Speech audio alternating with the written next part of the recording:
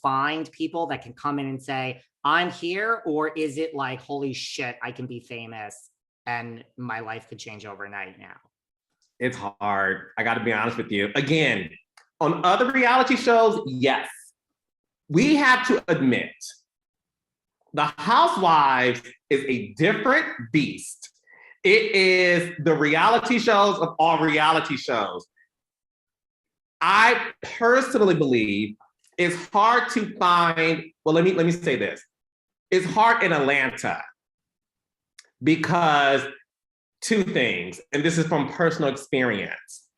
The women in Atlanta, the real rich ones who have a unique friendship with the ladies, they don't want to be a part of that show. They're like, nope, it's not my brand.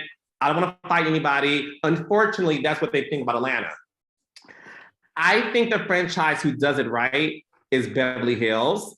I think Garcelle was a great addition to the show because she had a 20-year friendship with Lisa Rinna. And at the time, Denise Richards was on the show. They also had a 20-year friendship. That's when it makes sense. I feel like Beverly Hills does the best job at finding new women who are organically connected, which is why that show, to me, is having its best seasons ever because of that reason alone. And I think the other franchise is harder because I think those women, like Jen Shaw, for example, who I love on Salt Lake City, I think we all can admit that Jen Shaw has studied the book of Teresa Giudice, NeNe Leakes, and the other queen bees of the franchises and said, well, I'm gonna be that on this show. And there's moments when you watch her, you're like, you're trying to be instead of just being. And is like too happy to be there. And I guess you want someone that's happy. I mean, everyone's happy to be there, but there's a difference between like a NeNe, like you say, who blows up overnight and it has changed your life, but yet you're really living your life and it's never like fame. No, it is. And it's funny because on my podcast, I had Shereé Whitfield on. And I asked her, if you had to choose with the new season that you're on with these women and the OGs that you started off with in season 1, which show would you want to be a part of? And she said, without thinking, the OGs. And her answer was, it was real. She said that was as real as it could get. And she also said, you know, the newer set of women, they just feel like they have to be this way in order to get the peach or to keep their peach. And that's the difference. Right. Well, you're going to bring back Portia. And, yes. And so I forgot who else you just mentioned you were going to bring NeNe. back. NeNe, yes, of course. So who would you like to get rid of to make room for these two lovely ladies? Listen, I don't know them well, and this isn't me shading anybody because I don't know them like that, but I would get rid of Drew and Sonia to make room. 100%. You do like your OGs. I love my OGs, but I'm also a businessman. My audience loves the OGs. I think the fans want to see the OGs. I think there's more to Portia we haven't seen yet. And I want to see NeNe's new life. You know, rest in peace, Greg Leese, who of course was like a father figure to me for 14 years. She obviously is dating and has a new lease on life.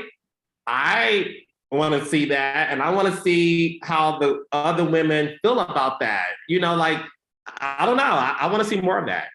Do you think, because I sit here all day and I mean, really, what do I know? Put my law degree aside. I always say, guys, you're never going to win against a network. It's never going to happen. It's like you're wasting your time, you know? So do you think NeNe, you know, just not taking anything away from her claims of like discrimination and all those things against Bravo, but just like, do you think like NeNe can, not even with Bravo, but like Ryan Murphy, and like once you are out there of like lawsuit claims, like has NeNe gone too far, or does that go too far? Or can NeNe come back in this entertainment world? Yeah, no, good question. I think there's a conversation that needs to be had between NeNe and Andy. Andy said recently that after Greg passed, he did reach out to NeNe and the two exchanged pleasantries. He did not want to go into further detail because he said that he didn't want to say anything that may not be what she wants to talk about. So to me, that shows that the door is cracked open a little bit. And on the record, I told NeNe, I think at the end of the day, she and Andy should have a personal one-on-one conversation so that he can hear out of her own mouth, one-on-one, how she feels. And I said, I can promise you, if he hears you and you hear from him, because I know those two very well. And when I say to you, David, they loved each other so much, like so much. And I know for a fact how much NeNe loved Andy. She would talk about him all the time to me, how much she adored him. And he knows that because I said it to him.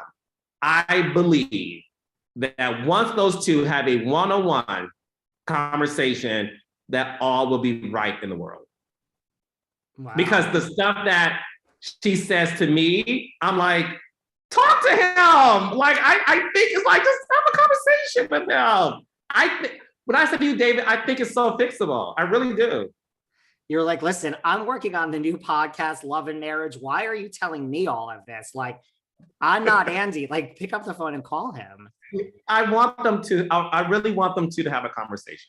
Is there anyone else from your time on Atlanta, just with people like you, that you think is gone too soon? Claudia Jordan, Kim Fields, or? Yes, Claudia Jordan, for sure. Listen, I love Kim Fields. Who doesn't love Facts of Life and Tootie and Living Single, Regine? I love Kim Fields.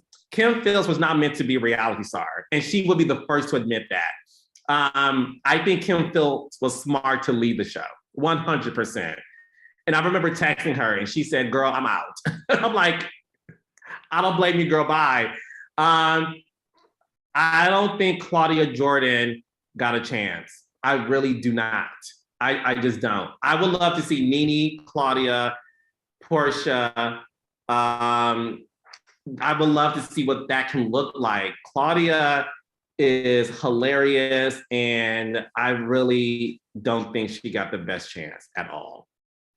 I agree. I've had her on this show. I think Claudia is very underrated as far as the Housewives goes, and people don't realize what is really there. There's a lot there, right? No, 100%. And I cast her. I found her and said, Bravo, meet her. And they were like, great. But she came on as a friend to the show, and then weeks before it aired, she was a housewife. So she never had the right setup, unfortunately. Do you think anyone is like a big mistake based on your time there? I mean, we could factor in Atlanta, Kim Fields. I love Kim Fields.